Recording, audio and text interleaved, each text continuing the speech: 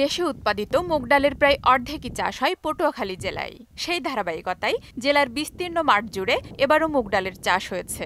ইতোমধ্যেই ফসল ঘরে তুলতে শুরু করেছেন চাষিরা। তবে এবছর এর ভালো দাম পাওয়া নিয়ে সংশয়ে তারা।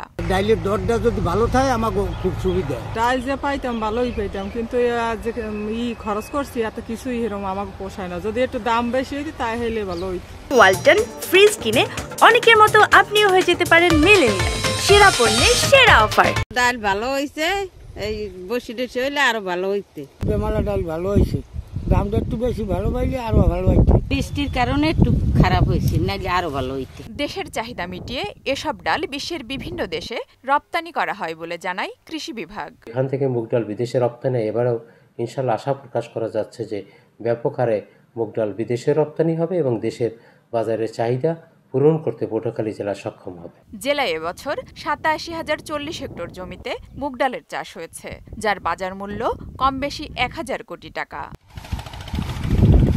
আফরিন পপি, মোহনা সংবাদ।